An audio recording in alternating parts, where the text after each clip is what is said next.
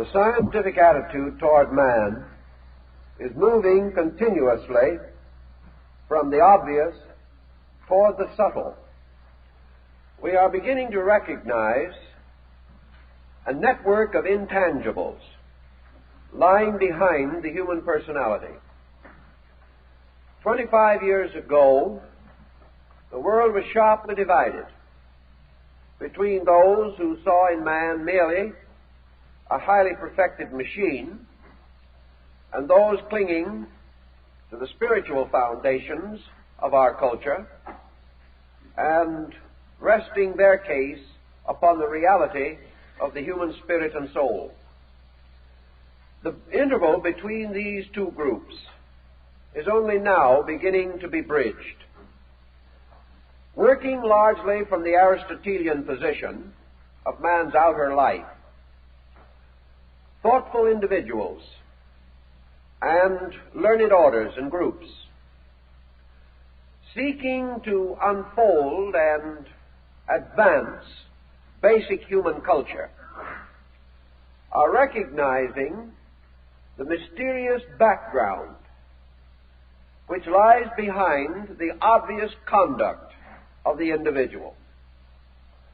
We are now, therefore, developing a very common psychological problem, namely wonder about mystery. And whereas not long ago we were certain of everything, now that mystery comes into the picture, we are uncertain of almost everything. In this uncertainty, our psychological schools have divided and further divided until we can no longer find any common terminology with reasonable precision defining their various attitudes. This probing into the source of things makes it convenient also to re-examine ancient forms of knowledge. And whereas 50 years ago mythology, fable, legend belonged only to certain art or culture groups, we are now examining it to discover, if we can, other keys to the internal life of the individual. Along the same line, we are beginning to be aware of the workings of ancient sciences. We are still inclined to assume that most of these sciences were psychological, particularly in the fields of therapy. We are still not convinced that all ancient remedies were as effective as they seem to be. Perhaps a great faith, a strong and ardent dedication to beliefs help these remedies.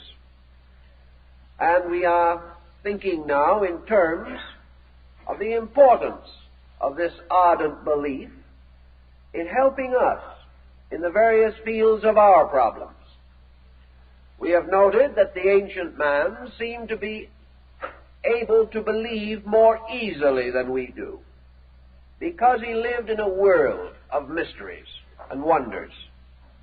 Modern man has a hard time becoming a devout believer in anything, because he lives in a world of so many critical opinions, so many cynical attitudes, and so much that passes for sound and solid knowledge. He is finding, however, that the lack of the ability to believe is weakening him, making him less able to carry the daily burden of life. As he de-glamorizes every part of his culture, he finds himself dying for lack of a little glamour. Now we have a reaction here, but we have now transferred our instinct toward glamour, toward hero worship, toward objects that are not really satisfactory. We are discovering that movie stars, prize fighters, and orchestra leaders, as subjects for glamour, are not quite so efficient or successful as the ancient gods or the muses or the prophets of old. All our our glamour has become so materialized that it carries with it very little internal contribution to our strength. Digging back into all these old beliefs and ideas, we come to one of the earliest of them all, and that is a word which up to 10 years ago was anathema in the field of science, and that word is astrology. It was held to be one of the most ancient of man's vulgar superstitions, held to have no foundation in validity of any kind, and a great many second-rate astronomers have made careers out of belittling it and attacking it. Actually, however, as we have noted before, the subject has never been subjected to actual scientific analysis, even by our so-called scientific method. There is no field of belief in which there has been so much prejudice and so few facts. Taking the attitude, in general, that the concept was in conflict with our daily thinking and with the latest discoveries of science, it has been empirically rejected. Actually, we are not sure that this conflict exists, but we would like rather to assume that it does than to add the slow and laborious procedure of investigating carefully and thoroughly. Again, however, the development of television and the perfection of radio devices, perfection of device, not program, we are sorry to note, has caused us to realize that there are a great many intangible forces operating in our lives. Radio and television, perhaps more than wireless telegraph, which preceded these, has opened to our consciousness the reality of things unseen. We are now willing to accept that this atmosphere in which we live may be a tremendous area of energy transmissions.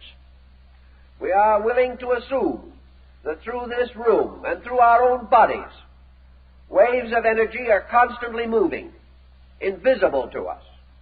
But we are not quite sure that their invisibility means that they have no effect upon us.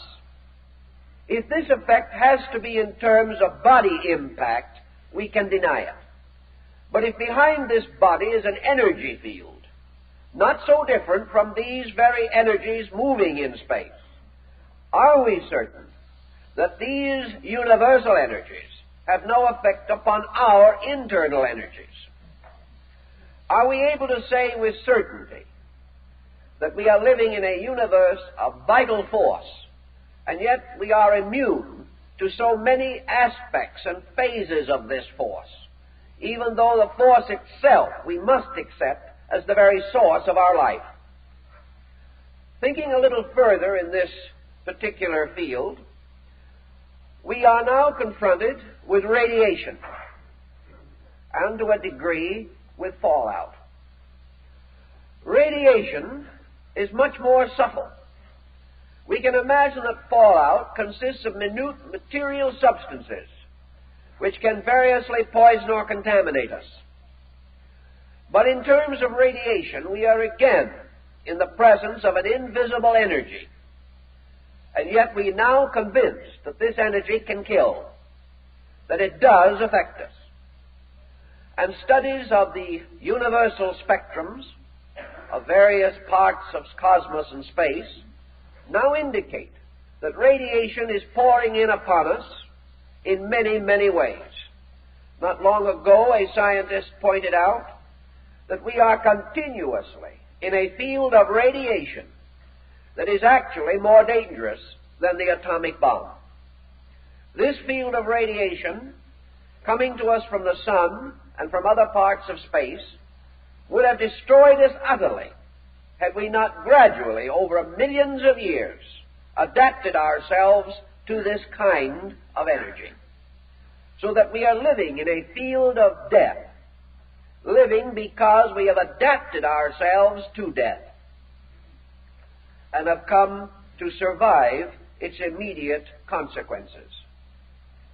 With this type of thinking, therefore, the possibility that man lives in a world of energies is not nearly as mysterious as it used to be, or as difficult to accept. Nearly always, and this is true of all sciences, we have to break through old superstitions and unfounded interpretations in order to come to the substance of a thing.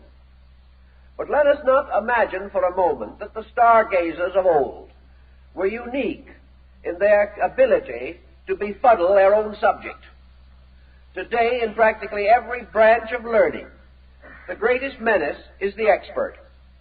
This individual is so set in his own ideas and so certain of his own methods that for every fact we discover, we add at least 3 or 4 new superstitions for our memory to struggle with.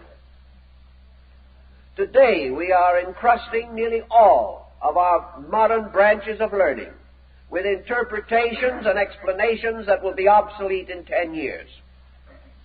If, therefore, the subject of astrology has been exposed to human interpretation and misinterpretation, as Dr. Budge of the British Museum points out, for nearly 35,000 years, it is quite conceivable that it would have accumulated a number of elements and factors which may have to be sloughed off in the search for facts.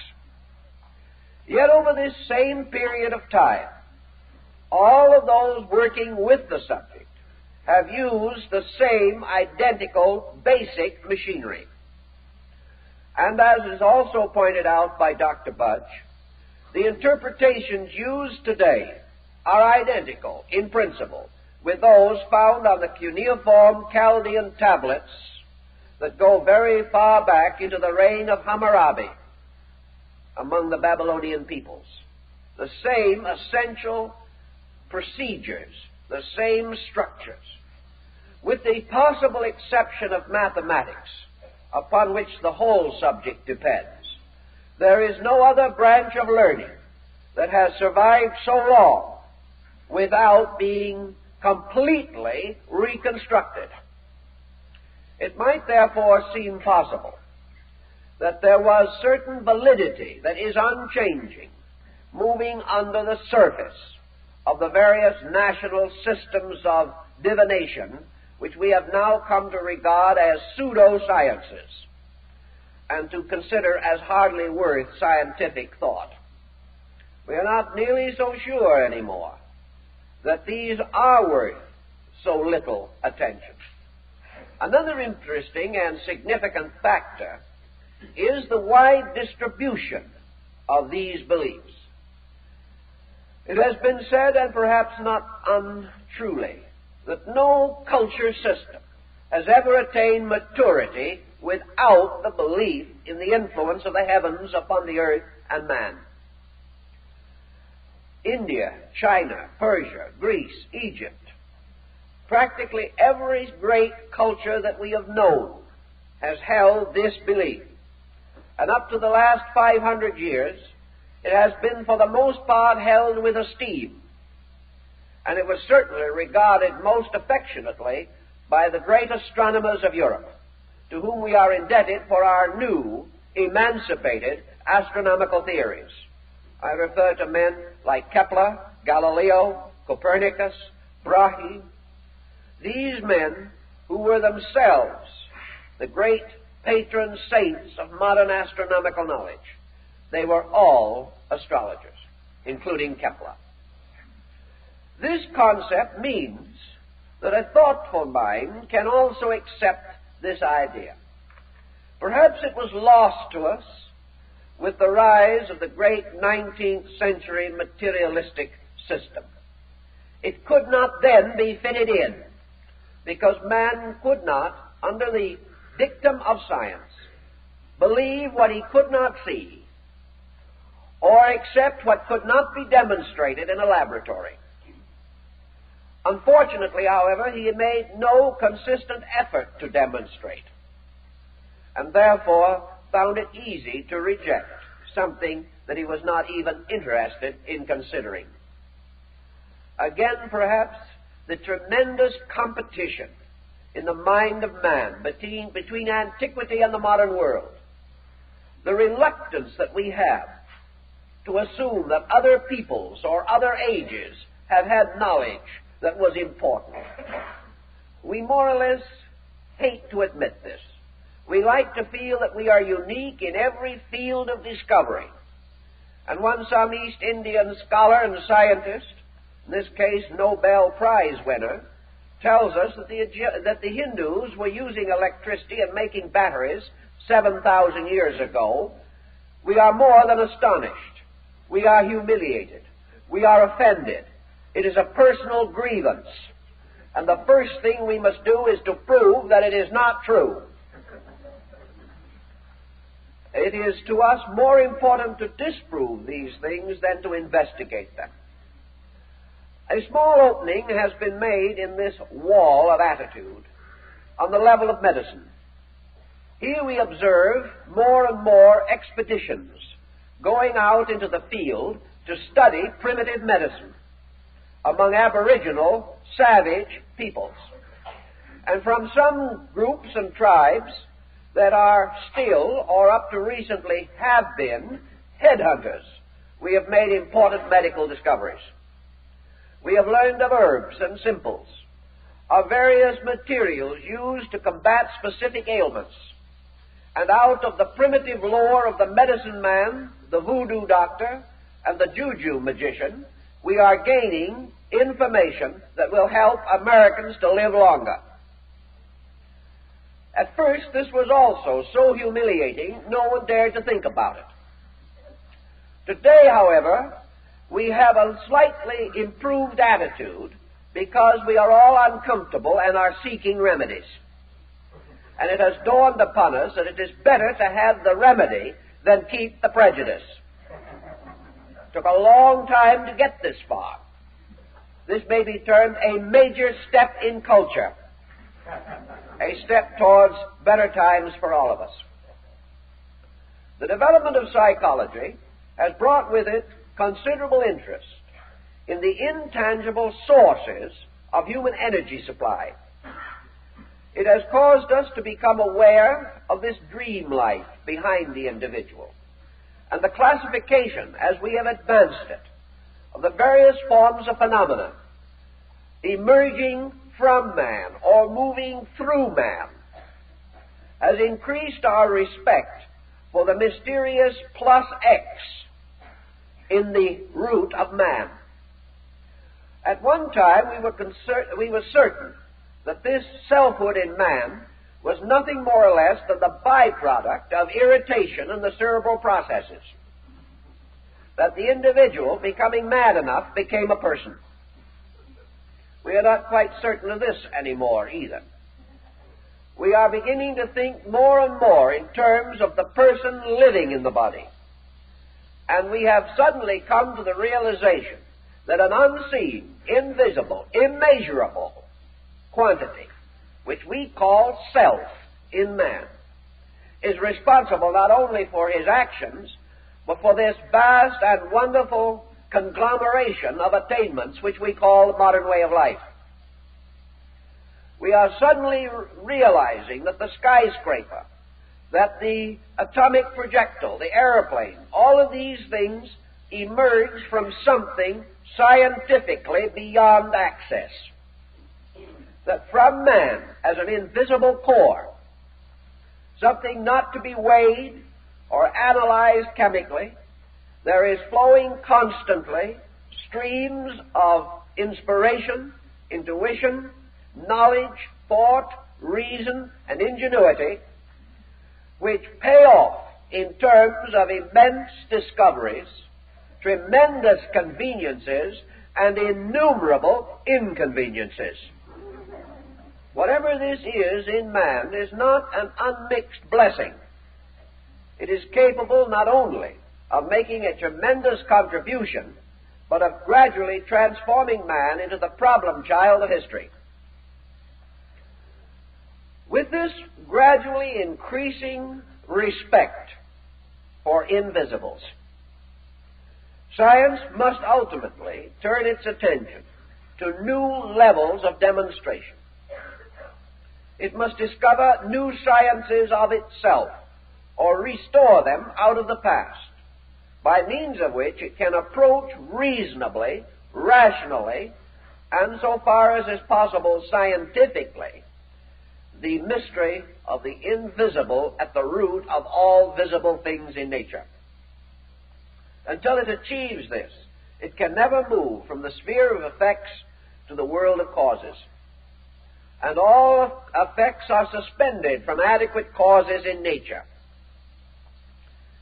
We like to think, of course, that visible effects are practical and invisible causes are impractical. Yet how shall we say that that is impractical, which, though unseen, becomes the power behind all practical works and labors? It is like some mysterious moral force, like man's urge to love. We cannot define it, we cannot explain it, but whatever good we have in our world has come from it. And the failure of this is the most dismal failure that can occur within the structure of human life. So we have these intangibles, and we must approach them scientifically. We must have something more than a grand admiration. We must be able to learn useful ways, useful applications, and also a proper framework upon which to build a common science of human understanding. Going back, therefore, to this rejected field of what we might almost call astrophysics, we are astonished to find a carefully organized field of symbols, of emblems and figures, of processes and formulas that have come down from the past. It would be astonishing indeed if so many thoughtful persons over so many thousands of years should have been completely addicted to a chimera. It is almost incredible that we could have so scientifically organized imagination. And at the same time, all things have to be tested by their utilities. And it is hard also to imagine that something which had no foundation in fact and was merely a flight of imagination could possibly have sustained itself so long in common admiration, nor could it have vindicated itself as frequently as it has done by the accuracy of its methods and pronouncements. Thus we are in the presence of something, and in the study of ourselves, we discover that these ancient peoples evolved a very comprehensive idea. We do not have to accept it, but I think it is time for us to examine it and try to discover, if possible, whether we are in the presence of a valuable key. Certainly, these people taught, these old stargazers taught thousands of years ago, that what we call the empty air around us is actually a kind of channel through which energy is continuously moving. They taught us this while, for the most part, we had the dimmest concept of the meaning of energy. They believed, and in practice still apply the belief, that man is in the midst of an immense complex of forces, and that in some mysterious way these forces converge upon his internal life, and that from this convergence there are modifications in his nature and temperament, by means of which his outer life is also conditioned. Perhaps one of the simplest ways of trying to understand this is by the recognition of certain common, observable phenomena. Most persons are aware of the old family almanac, which was of the greatest meaning and significance to our farmer ancestors. The farmer secured his annual almanac with religious devotion and dedication. Back in the beginning of our national life, Benjamin Franklin printed the almanac, and George Washington bought it in order to use it in the maintenance of his plantation. Men like Washington and Jefferson and Hamilton would not for a moment have thought that it was possible to maintain a farm without an almanac. Now, this almanac contained a quantity of astronomically and astrologically calculated information relating to planting, relating to the harvesting, and of course also to the general climatic condition of the year. Some of you probably have known farming people, perhaps were raised on farms yourselves, and it would be quite obvious that a shrewd and canny farmer, and farmers are not foolish, would not have for years depended upon these almanacs for the regulation of his planting and protection against sudden inclemency of weather, unless he had justified to himself that it worked. These people were shrewd.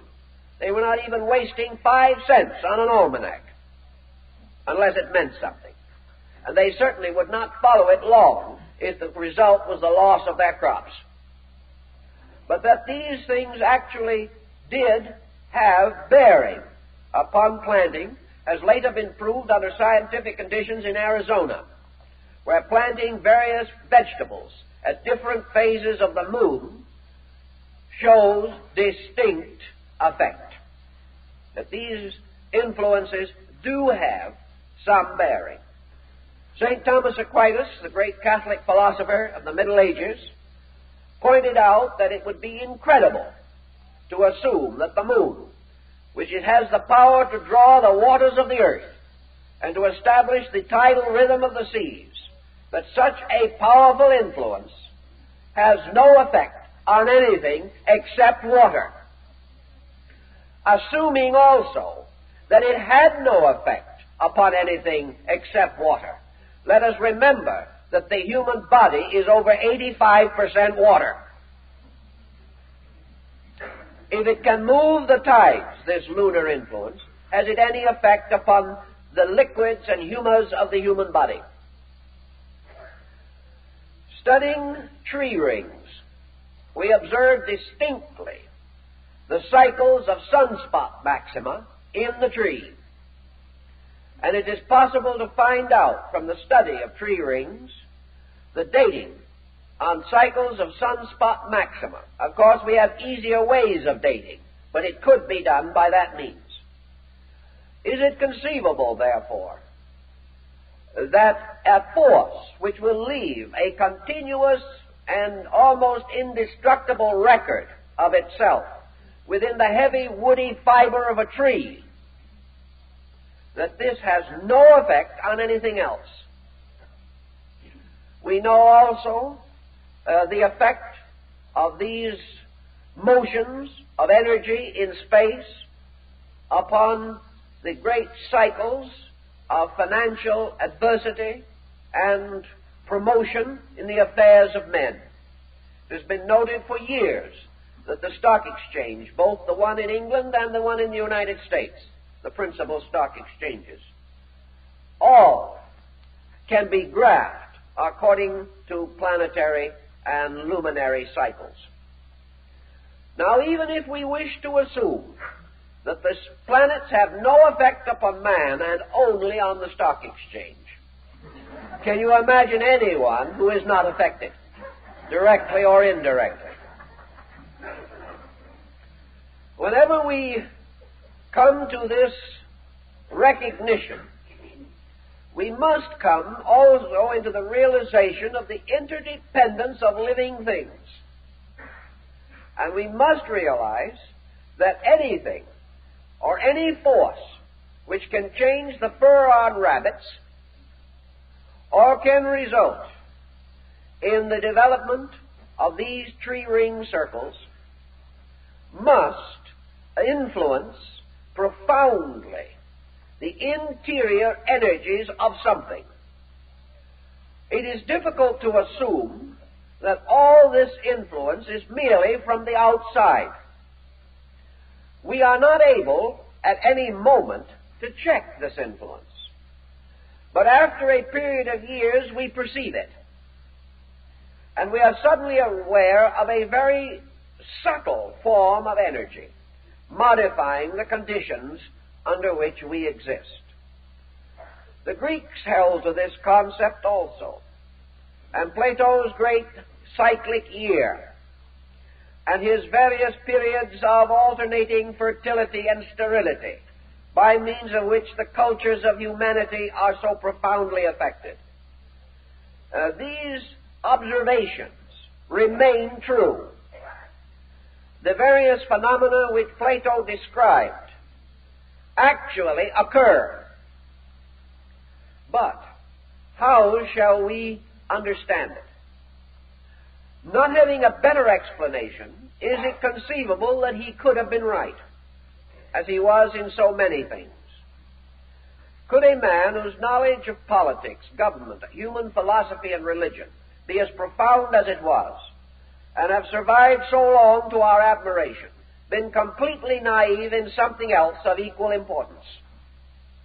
It is hard to imagine that he could have been. And certainly we have no right to take it for granted. We must therefore at least make honest investigation. This brings us perhaps to one of our important psychological points. Namely, that as we know from the seasons, that the energy availability differs at different parts of the year due to the inclination of the Earth's axis. We know that this is true because we can watch the coming of winter, and we can watch its disappearance again after the vernal equinox. We see the larger part of the Earth affected by this. We measure it in terms of human adjustment and non-adjustment. And today, parts of our eastern seaboard are blanketed in snow. We are not so blanketed here. Other parts of the world are now preparing for the glories of summer, such as our neighbors in Australia.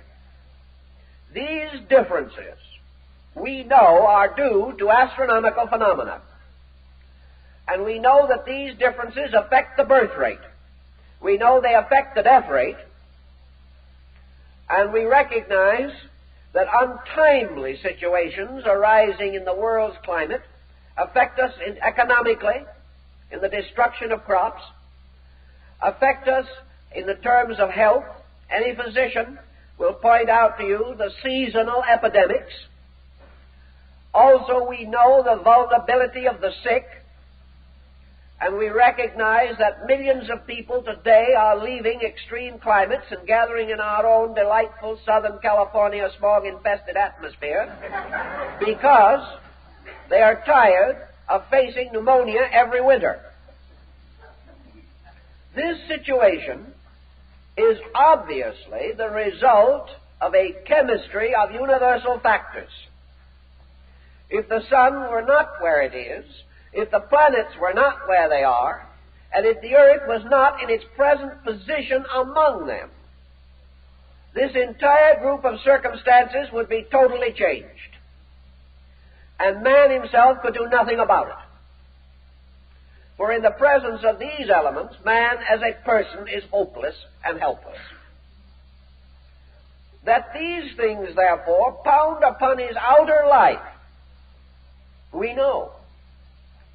So we are presented at this time with two possible psychological schools of thought. One is that the effect of universal energy modifications upon man are due first to the effect upon his environment. There is no doubt that religions are the results of longitude and latitude. If the Finns had not lived where they lived, they would not have given us that beautiful classical religious mythological poem, the Kalevala. If the Hindus had not been exactly where they were, they would not have given us the peculiar interpretation of Hinduism that we have today. If the Japanese had lived somewhere else or under different conditions, they would not have had the peculiar flowery arts with which we associate them. Thus, the distribution of climates may definitely and does certainly affect body structure, social adjustment, degree of activity. It has a strong effect upon ambitions, motivations, and upon the contemplative interior life of the person. Thus, if man is the result of the town in which he lives, the books he reads, the friends he meets, and the relatives he has accumulated, so he is also subject to the seasons, the weather, the climate, the terrain in which he exists. Mountain people are different from valley people. And it is quite conceivable that this vast, intangible atmosphere, which is actually constantly modifying our way of life, may also be moving in upon us as a psychological factor in our temperament and our disposition. Thus, merely the fact that the sun and the moon and the stars are in the sky has affected us. It has affected our religions, and in turn these have moved our living. The contemplation of the sunset affects man, whether we wish to say it is the sunset itself or the contemplation of it. May be a psychological point, but it has had its effect and has come down to us in the personification of the sunset in a whole cycle of gods and goddesses and heroes. These, in turn, have affected our moral lives. And to a measure, our moral lives are in continuous and stressful relationship with economic existence. These things affect. Consequently, if we wish to say that the universe produced the environment by which man is what he is, we are only making another statement of the power of universals upon the life of individuals. Now we know that man's actual existence, along with the existence of everything else that does exist, is due to participation in a life principle, that through man constantly something electric, magnetic, some strange life fluid essence pours and flows continuously. That in this essence also man has his existence, in the light and the air and space around him. For every part of himself that is tied to the earth, there are countless parts tied to space. We have become so accustomed to watch our feet and think of the solid earth beneath as a symbol of all reality, that we have forgotten that were we and are we separated from the space energies by which life is maintained, we will simply and do simply pitch forward upon the earth dead. Thus our lives come to us out of life itself. And how shall we observe or assume that life reaches us? Are we to follow with the ancients that believe that the life of man really originates in the living spiritual being that ensouls the planet? Or are we willing or more inclined to assume that it arises from the tremendous energy fields in which this planet floats, suspended itself by one of the greatest mysteries of energy and motion? Thus assuming, and we must assume, we have no choice, that our energies, by which we can lift a hand, read a book, take a step, that these energies are invisible, but absolutely real, and that without these energies, we have no achievement, no existence possible. We have the telephone. We have the instrument on the wall or on our desk. We know that it is tied with a mass of wires and a network of stations and substations to phones all over the world. Yet if the current that moves within these wires and carries the message ceases, the telephone ceases to be important, although its physical structure remains undisturbed. It ceases to live. It is dead. Therefore, the energy which we cannot see is really a kind of divine power, and the instrument made for that energy is our acceptance of the reality of that power, and our desire to build a house for it, whereby it can live with us and serve us. But the instrument is the servant of the energy.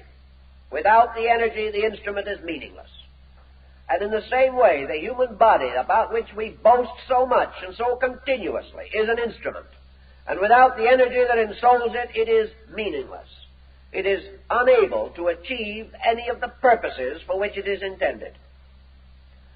Now, we have not yet reached a point in popular thinking where it has occurred to us that this energy upon which we live may come to us in a conditioned form. We are fully aware that there are many energies in space, that there are planetary rays, solar rays, cosmic rays. We are now recognizing that we have a universe like a very intricately woven fabric, the very substances of this fabric being composed of energy, that this energy is subject to innumerable laws of its own kind, and that there is also various adjustments and conflicts between the laws of energy and the laws of matter. These facts are dimly coming to our attention. But now comes the gravest question that we know. This energy stream that sustains us, is it a pure, unconditioned stream? Is there nothing between this life principle and body? If there is anything between, what is it? Is there some reason, some archetypal pattern governing the distribution of this energy according to laws, according to principles, according to values? If such government exists, in what is it posited? What is the universal machinery by means of which the specializations, diversifications of energy are possible? We know that the orderly progression of seasons means that this energy is subject to mutation. It is subject to being more or less available. We cannot say that the energy itself is more or less. But we do know that in a given area, at a given time, the energy allotment may be reasonably determined. That this allotment is not continuously identical with itself. That in some areas the allotment is greater than in others. And that this allotment is governed by laws of periodicity.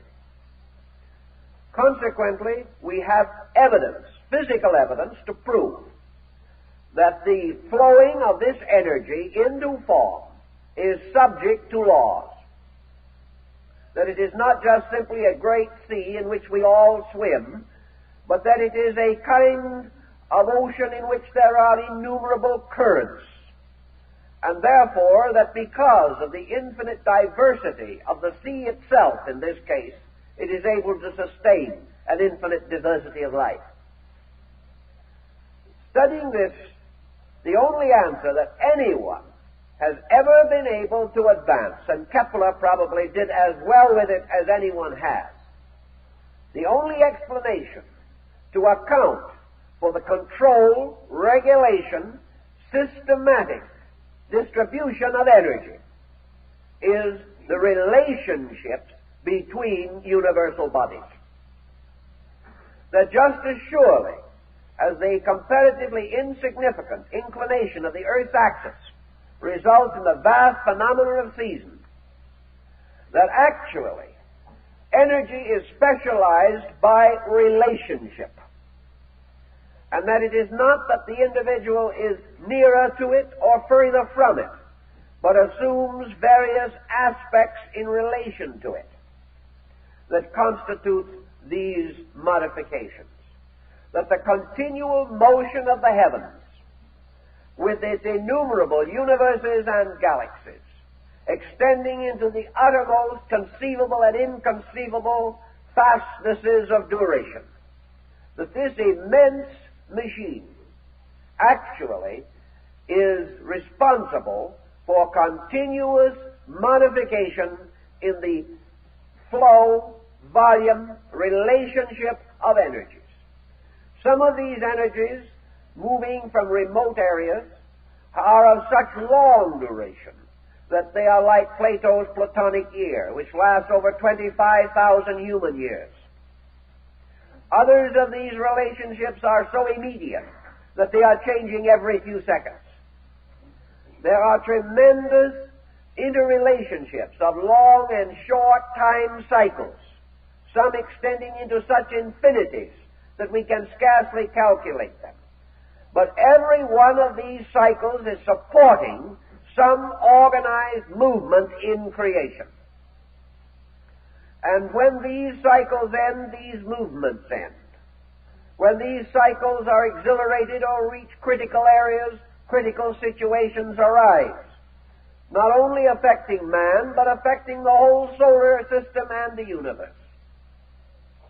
Thus we live within this tremendous field of energy which is being continuously modified.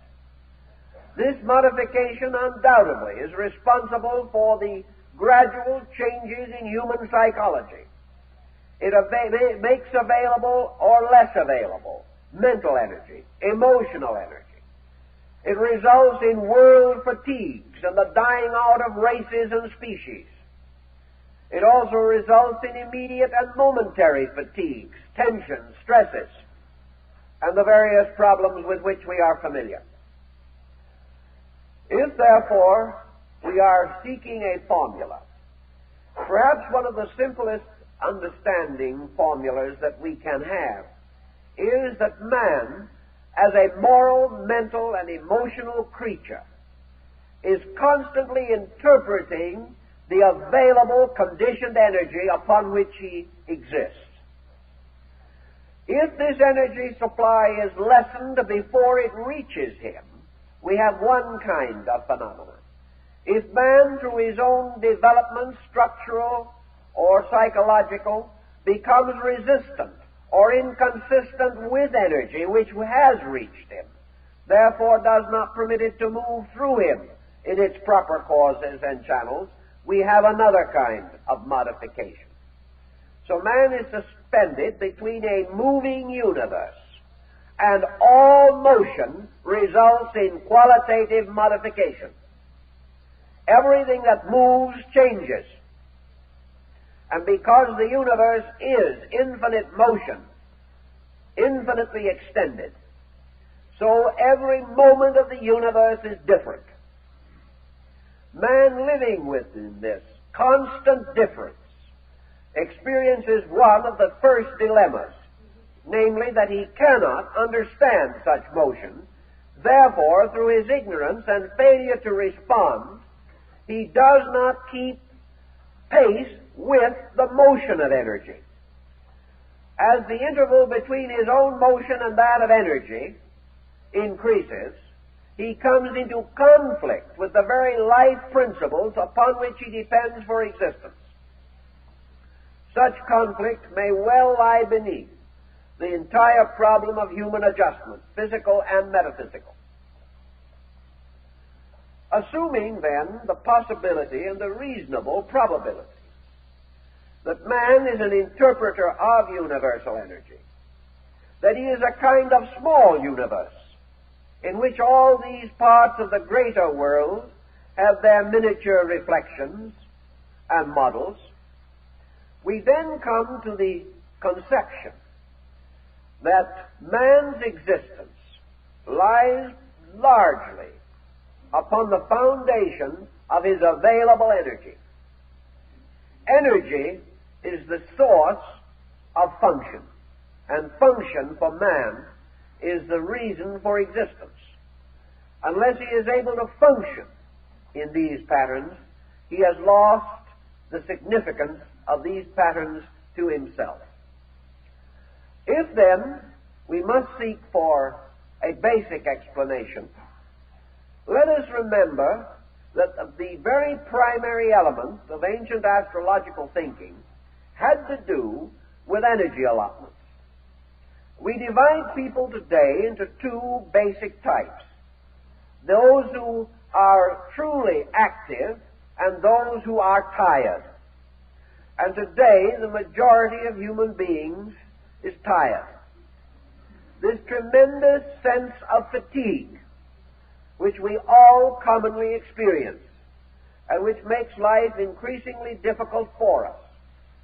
The ancients recognized this and declared that it was due to certain negative cycles, or cycles of negativity, moving in the great tidal system of space, that as the tides of the sea ebb and flow, so the tides of energy in man ebb and flow.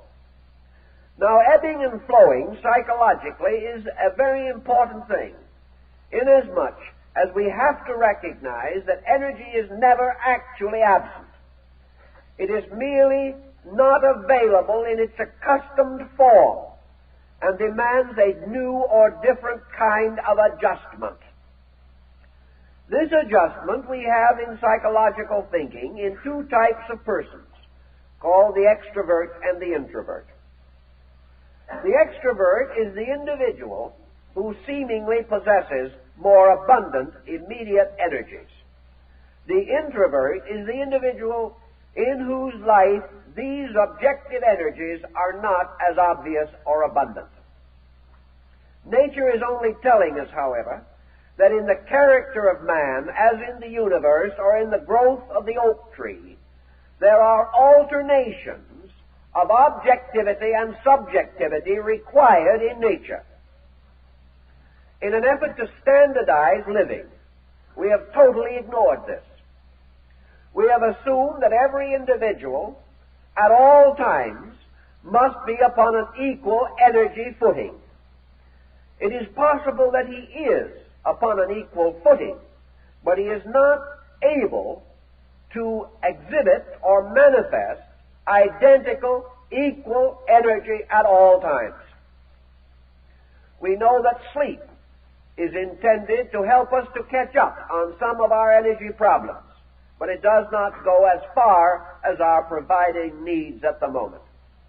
Sleep may take care of part of our physical and psychological life, but there is something else that has to be considered, namely that nature has set this grand pattern that is caused to operate by an innumerable galaxy of suns, and that man, regardless of his egoism, is still merely a tiny creature within this incredible machinery. Man's happy adjustment depends upon his gradual understanding of the kind of world he lives in and his willingness to live according to what he understands when he does learn. This combination is essential to his life. Introversion and extroversion are natural motions. They are the result of the fact that nature recognizes that man has two needs. He has need for an external life, and he has need for an internal life. Experience shows that unbalanced, the overdevelopment of his external life has impoverished his internal life by his failure to enrich it with the conscious contributions of his own mental and emotional energies. As a result of his own failure, man therefore has come to the point where extroversion or self-expression outwardly becomes comparatively easy for him, and he is inclined to overdo it. Whereas introversion, or the return of the individual inward, the turning of his tides towards his internal life, has resulted in him coming face to face with a situation so deplorable that under general conditions, introversion has become practically synonymous with neurosis. Thus, instead of living a balanced life, of internal and external polarizations. The individual is so depleted, impoverished, or neglected inwardly that he is like too many persons in our nation who drive a fine car and give all the sense of prosperity, but whose homes are neglected and chaotic. The individual, turning into himself, finds a condition which leads to suffering rather than adjustment. This is nature pointing out a defect, for man should be able to move inwardly and outwardly without tension or stress, finding an excellent, important, and useful life in both of these polarizations. If his energies were available to him, such would be possible. Now, other factors also contribute to man's life, and there can be no doubt whatever that time and place do influence the entrance of the human being into material life. The time and condition in which a person is born is valuable. The important thing has been ignored psychologically, although it is accepted historically. Can we deny that an individual born at the beginning of the Napoleonic Wars was under a different type of environmental heritage than the person that was born, we will say, in the Golden Age of Greece? Now, both may have had their wars and their troubles, but it is not possible to say that the time and place of birth are meaningless. The time the individual is born and the place where he is born, these circumstances bring him into a particular relationship with the patterns of history, and also with the relations and customs and attitudes of tribes and nations, racial groups, and social structures. Man being born today is born into a social pattern that did not exist 100 years ago. We know that in living, the average person cannot psychologically outlive his generation. If he is forced into conflict with his own upbringing and the years of experience through which he has passed, he becomes discouraged and confused. Psychology makes a great deal of heredity. Astrology simply states that man's universal heredity is derived from his relationship to universal energy fields. Also, that the peculiar circumstance of his birth is a relationship between energy in the field of space and the energy of the individual himself. Therefore, there is a time to be born and a time to die.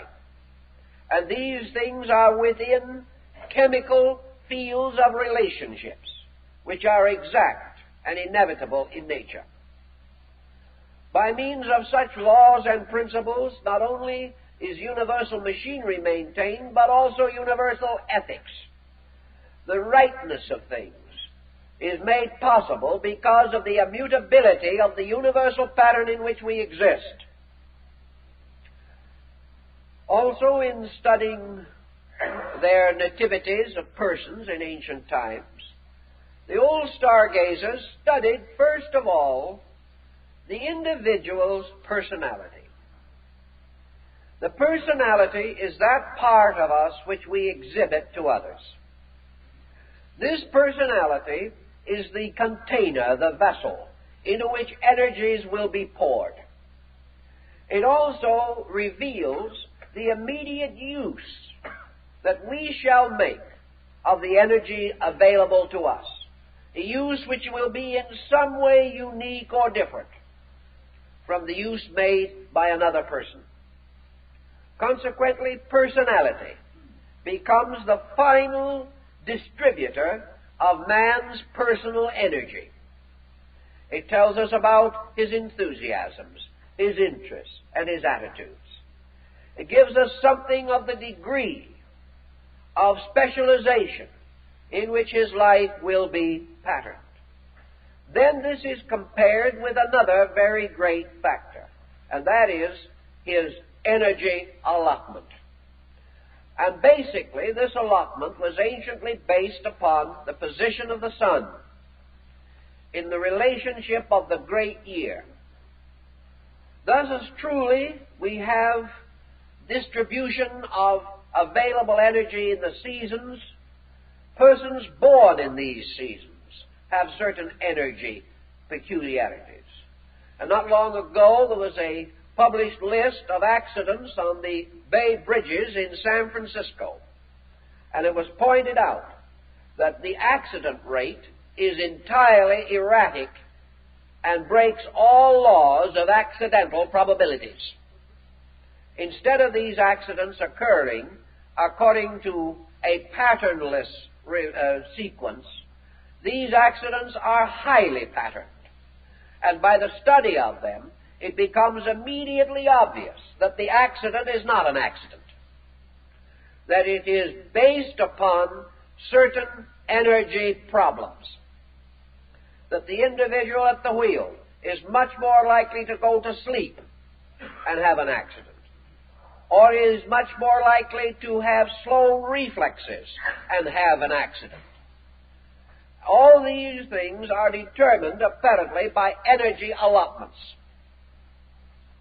Thus, the sun to the ancient was the symbol of man's energy allotment, its relationship to him, its effect upon him, and the bridge between the sun in the heaven and the source of life light in man. This bridge was always regarded as the nativity, the symbol, the horoscope, the sign by means of which certain actual calculations of the availability of energy resources could be made. Now, better calculations may be made in the future, but we view with considerable interest the audacity of the ancient, who long before the dawn of science actually did fashion a bridge, by means of which he sought to measure the life power in man and the peculiar action of this life power in various men, not merely in an empiric situation. From energy allotment, then, we come to the conclusion that two kinds of persons do exist. Those who by nature are essentially positive, and those by nature essentially negative. Now, by negative and positive, we do not mean good and bad, nor do we mean strong and weak, nor do we mean helpful and helpless. These are not the applications, because, as the Chinese and East Indians pointed out long ago, the greatest mystery of all is the mystery of negative energy, not positive energy. Now, up to the present moment, we have considered negative energy merely that part of energy which we do not understand. Negative energy may also be that part to which we do not immediately respond. It may also be that part of energy not yet explored. And if that is what is meant, then indeed the negative energy is the greater part, because we know hardly a fraction of what must ultimately be known about these subjects. But negative energy is in some way what we might term a spiritual energy. It is negative as we now view all spiritual things, because they are not immediately visible to us. It is negative because it does not help us to get rich. That is, not obviously. And anything that does not help pay bills is not only negative, it is a luxury in these times. It is termed negative also because it forces man into one of the most disagreeable relationships he can endure, and that is into his own company. Negative energy is energy which has by its tendency a motion inward or away from objectivity. Negative energy, therefore, to us may be little more than a vacuum. But it is this vacuum that conceals the mystery of deity. all things moving upon the levels of positive energy are very obvious in their functions. The individual gets up, rolls up his sleeves, and does things. But what does he do? What is the final result of what he does? Usually his own destruction. By positive energy, he is led from one excess of action to another. Also, of course, he is led to a certain degree of material accomplishment. It is not that we should discount so-called objective energy. It is that we should recognize that, like nearly everything else that makes up our modern pattern, it is of secondary importance elevated to first place. That this so-called positive energy is leading us into a quantitative victory over the unknown, whereas what is termed negative energy is the secret of our qualitative victory. And of this we have very little knowledge or thought at the present time. Nearly all solutions to all problems arise from the individual who is able to become adjusted receptively to truth. Receptive adjustment, therefore, makes use of a kind of energy which is different from that which is used in material objective adjustment. Actually, receptivity appears to use less energy.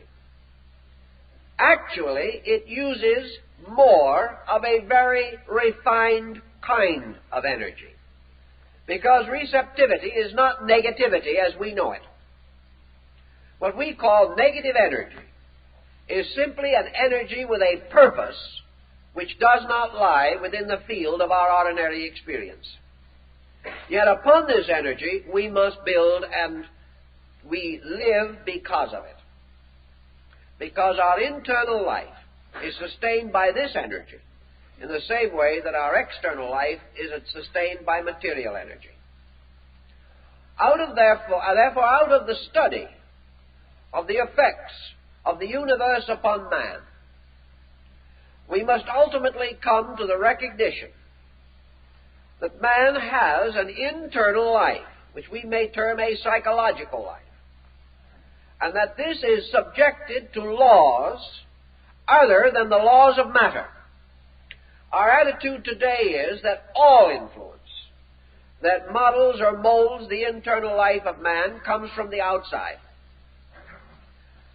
and is made aware, and we are made aware of it, or it is visible to us because of the light of the sun shining upon it. Paracelsus declared emphatically that the interior life of man is also subject to energies and laws which are not obvious materially, and that the individual's inner life is subject to its own environment, the forces of it, and the energies sustaining it. If our outside life is in a quantitative environment, our inner life is in a qualitative environment. Consequently, our inner life has an existence of its own. And this existence also has a nativity, has an endurance in space, and is subject to a kind of energy pattern. What we call psychologically archetypes are more or less proofs of this. For archetypes are forms set up in a formless state. They are kinds of entities which are not materially available to us, yet they become the actual motivating symbolic energy powers by which conduct can be and is modified. Thus, in astrology, the ancients were firmly convinced that man possessed an internal being, and that this internal being was subject to laws that must be discovered, and that these laws are not just the laws of material existence, but are laws relating to the controlled direction of electrical and magnetic phenomena. That the spiritual life of man operates in a field of energy, just exactly as the material life of man operates in a field of phenomena. That we must understand this energy, and must most of all adjust to it. The inner life of man has a normal or an abnormal adjustment with its own energy fields. When the inner life of man is completely the result of the pressure from the lower outer life of man, then this inner life is imprisoned, locked within a situation for which it was not intended. There was never a time in nature when nature intended the lesser to govern the greater. There was never a time in the constitution of man when it was assumed that the outer life of man could satisfactorily regulate his inner life. In every instance, the inner life must regulate the outer. Authority must be vested in that which is superior. When, therefore, the outer life of man, affecting the internal life, makes it difficult or impossible for the psychic field to operate normally in manifestation in this world, we have a psychotic. We have a false situation whenever we try to force that which is less upon that which is intrinsically more. Also in this situation, we have the continual fact of the need for the psychic life of man to keep the laws of the psychic life of the universe. Man who breaks the material laws of nature is punished physically. When man's entity or selfhood comes out of adjustment with universal energy, he is punished inwardly or metaphysically. He is punished by a series of invisible ailments that are as dangerous to him as physical ailments are to the body. Paracelsus pointed out that every ailment known to the body has its equivalent in the psychic field of man, and that it is just as easy for the individual to be sick psychically as it is physically. But he did not affirm, and neither did the other ancients, that all psychic sickness arises from the personality. He assumed that psychic sickness arises from psychic disobedience, in the same way that physical sickness results from physical disobedience. And psychic disobedience is in harmony between the energy field of man and the great universal field which must nourish it. Inharmony of this kind may and does arise from several possible causes. The most common cause would be paralleling that of physical ailments, namely, that the individual's psychic field is unable to form a natural, proper adjustment with its own source of nutrition. That wherever this occurs, you have psychic stress. And wherever this occurs, you have something else that causes it. And the thing that causes it would be the equivalent of egoism or egotism. The individual who stands against the law, the individual who believes or thinks that he does not have to obey, the individual who takes an attitude of aggressive egoism in forcing his own concepts upon nature. His punishment for his arrogance is exactly what occurred to the builders of the Tower of Babel. As most ancient physicians and some schools of modern medicine point out, the greatest single cause of sickness is obstruction, that by means of which natural function is impaired. Bodily obstruction due to tension will impair body function and reduce health. Psychic tension, in the form of psychic stress, interferes with the distribution of energy on the psychic plane and makes possible the development of psychic ailments. If, then, the problem of the great cyclic year is taken into consideration, man must not only keep the laws of nature to exist, but he must also keep the laws of soul if he is going to exist. The laws of nature. These are simply man's way of naming energies. Laws are actually at least manifested through great orderly energy patterns.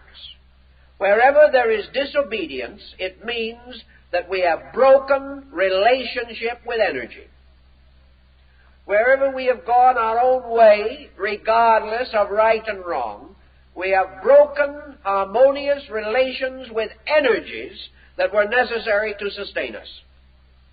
And the ill result of our poor conduct is due to the amount of energy that is cut off.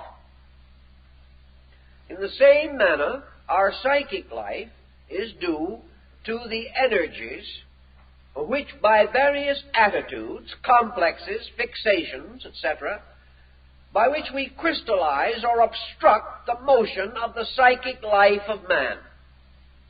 It is as though a fish in the sea tried to stand firm and prevent the tides, especially a very small fish, a minnow. This particular type of disobedience is ridiculous and is only possible because man does not understand. If he ever saw the facts, he would not be so foolish. Actually, however, adjustment with nature carries much more of an implication than we generally assume. Let us imagine that man psychically formed an adjustment with the great energy fields by which he lives. His adjustment must be almost a Buddhistic one. And perhaps this is one of the reasons why Buddhism will someday be of the greatest value in psychology. Man adjusting to universal energies, psychically particularly, where you have a much more volatile world of value. He is adjusting to motion. He is not adjusting to something that is fixed. He is not adjusting to a point where he has once adjusted, it will always be so. He is adjusting to something that is never twice the same. He is adjusting to something that is itself pure motion. Consequently, his adjustment cannot be a mental one, because the mind's thoughts cannot move that rapidly. It cannot be an emotional one, because his emotional climate cannot change so quickly. His adjustment must be one, then, of total acceptance of motion, or everything which impedes motion or impairs it must cease in his own psychic field, and unless it does, he will continuously be subject to pressure. Now, such an adjustment is not negation. It is the most difficult of all possible attainments, because it means that the individual must be integrated in constant motion. He cannot merely lie back and float. He must function in motion. He must recognize that out of a moving core within himself, continually adjusting more completely to the energy patterns of space, he is unfolding, he is growing, he is moving with qualitative as well as quantitative motion. To achieve this is a very high end in learning and knowledge. And before he can achieve it, he must recognize the need of it. He must recognize, therefore, that the universe is constantly impelling him to subjective adjustment, is penalizing him for having a certain crystallization within his psychic life, by means of which his physical life is damaged and the unfoldment of his internal life is frustrated. To move with these energies, to be able to use them, requires a greater knowledge of them and their attributes, their qualities, and their keywords. And the ancient fashioned a simple little design on a piece of paper, which he called a horoscope, and in which he set forth in an elementary and rudimentary manner, it is true, the pattern of man's most immediate adjustment situation. He was convinced in his old days that this pattern was valid, that it was the only form of learning known to man in which his personal relationship with the universe was revealed. That it was no longer a grand relationship, but an intimate one, in which the universe moving into man and through man, and man moving into the universe and through the universe, that these twofold procedures could be analyzed, classified, studied, and with sufficient pains and effort, the entire subject could be broken open and made available to the individual. On this line of thinking, then, I believe there is more work to be done, more work that should be done as soon as possible, in order that we can finally get at the subjective person, not merely as he is reflected through body, but as he exists in his own nature, and will begin to emphasize the importance of working directly upon this subjective being by the great disciplines of philosophy and religion, rather than to depend entirely upon reflex action from the external life. We are working in a clumsy manner. We are trying. We are much further than we were 50 years ago. But we still have a long way to go.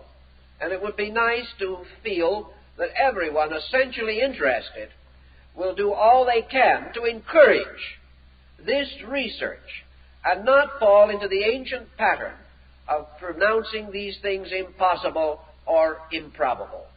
We live in a world where nothing is impossible. And the great thing that must be made possible is human adjustment. And until that is achieved, there will be no solution to the common disasters under which we must mutually suffer.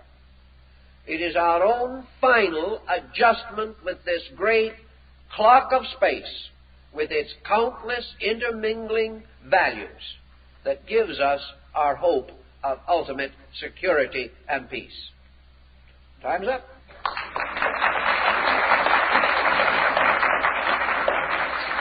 Now, not long ago, we had a number of folks came together and were talking about something, and someone said, yes, reincarnation is a very interesting theory.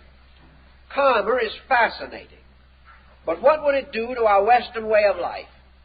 Supposing everyone started believing it here, living according to it, would it mean that we would have economic failures? Would it mean bankruptcy? Would the bottom drop out of the stock exchange? What would happen to our religions, our philosophies, and our sciences? If we lived and believed according to this doctrine, would we go forward 1,000 years or backward 1,000 years? It's an interesting theory and problem, so we're going to discuss it next week. We hope you'll all be here to share in this occasion. We have a little pamphlet called Planetary Influences and the Human Soul, which may be of interest in connection with the subject of this morning. We also have a book dealing with the primitive concepts of the principles underlying the study of astrology from a philosophic rather than a genelithaical level. The subject is a philosophy of astrology. Don't forget our newest book, Collected Writings, which might make a nice Christmas present if you know friends who like our books and do not have this one.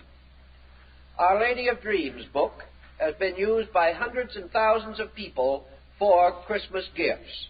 So we call this one to your attention as something that might help you, where something a little better than a card is required. Our used book table has a number of gems on it, which we think you will enjoy browsing through, and we certainly thank you for being with us this week and hope to see you next week.